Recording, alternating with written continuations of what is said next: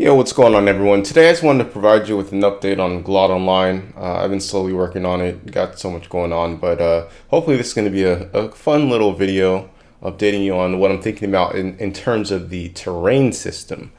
So let's just get into it. So as far as the terrain is concerned for Glot Online, the goal with it is I want to give as much control as possible to the players for this game. I'll get probably more into that a bit later when I get further into development. But the first step is giving the players the control over the terrain. And so thinking about different ways that I can go about doing that. Of course, the original way you can do this is the Minecraft method, right? Where you place down a block and you can create kind of pretty intricate designs and architectures using just like a block system. But the problem with this I see is that one, it's overdone. It's pretty boring at this point. Like every game and their mother does the Minecraft approach. But also it makes traversing stuff difficult. Like you have to always continually hit the jump key when going from point A to point B. So I kind of want to avoid this blocky solution here.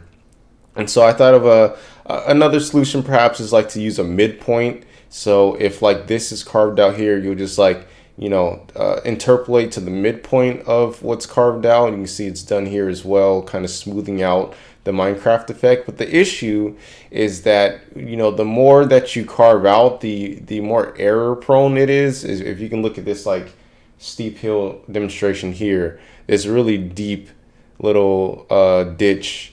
The midpoint between that is pretty high up, and it will create a bunch of problems down the line.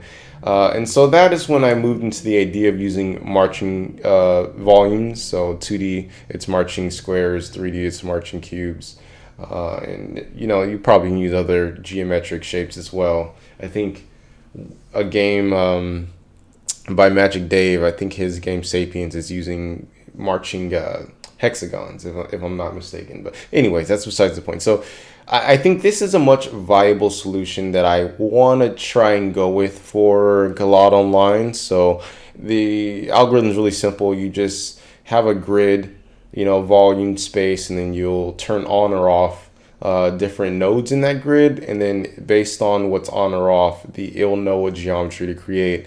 And you just put a collider on that geometry and bada boom, bada bing. Here's a few examples of testing that out. We have like a little sphere here. This can be viewed as a spaceship or some rock face geometry. This is just testing further. So I went into a bit more detail on how perhaps this could work as far as subtracting and adding to the terraforming system. And the first method I tried was if it were to be like a cube based system where you're focusing on like the cube volume and turning on or off all of the nodes within that volume. And I think that this probably would not have been the best approach, because if you can see here, it transitions from going from this to this, which I think is not as intuitive as a transition, carving out terrain. And to make it a bit more clear, I flattened it out and seen here, like that's a pretty big change in geometry, I believe.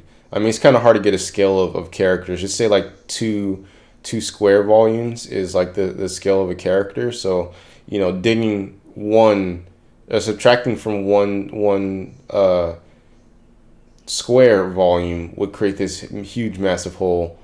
So I thought that probably wasn't the best way. I also explored over here, what if you did one at a time, right?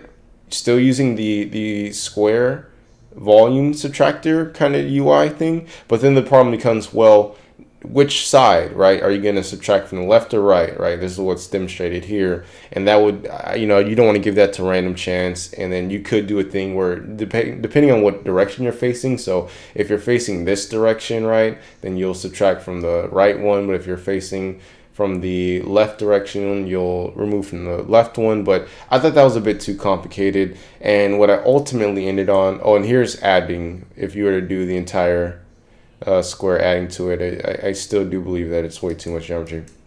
Anyways, I'm just gonna try and get through this briefly. So what I think probably is going to work best is more of a system where you just focus on nodes instead of the entire square or cube volume to add and subtract. And of course that UI I'm gonna have to look into a bit later, how to make it make sense to the user. But yeah, so you'll focus on one node at a time. You'll see the transition here seems a lot more intuitive and a lot less like destructive, if you will. Goes from a flat terrain, you subtract one, and bada boom. It's, it's a lot more intuitive. And then of course you can stack onto that, subtract. And then here's adding, it's the same deal. It's just the opposite direction. And there are other ways to go about implementing the marching cubes, marching squares, which you can use like linear interpolation. But the reason why I want to avoid that is because it becomes a lot harder to smooth out terrains. And I really want to give the players the ability to smooth out terrains.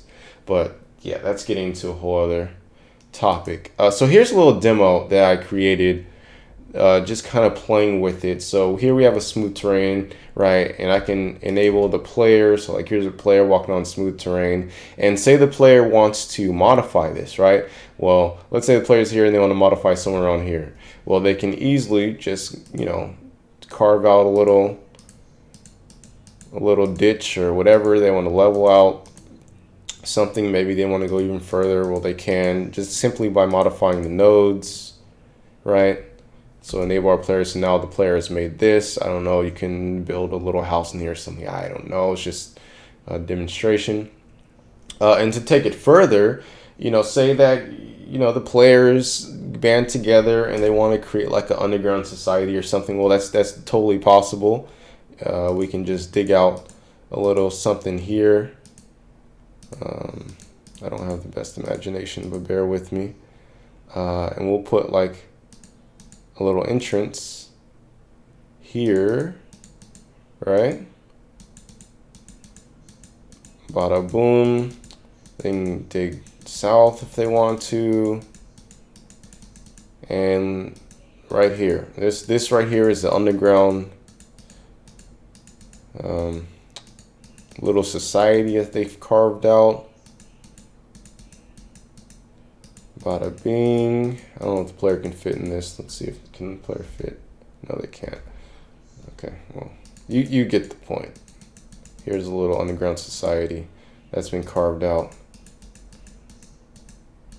Please bear with me with this cringe commentary. All right, almost there. All right, boom. So now the players have complete control, right? So they can have like the above ground society or whatever they want to put up here, and then you have the underground. They can go do, boom, underground. And this is, and when you pop this out in 3D, it's basically the same thing. It's just more geometry, more math involved. But this is kind of where I'm thinking I want to go with a terrain in particular. I still need to think about how the building is going to work, even though I imagine it's not going to be that much different. Let me see. I imagine that if you add to this, then this might all become wood or something like that. I don't know. I'll figure that out. But this video is particularly just focused on what I was thinking about for terrain. And that's basically it. I hope that you didn't cringe too hard listening to this commentary. I'll keep you updated on what comes next. Thanks for watching. Peace out.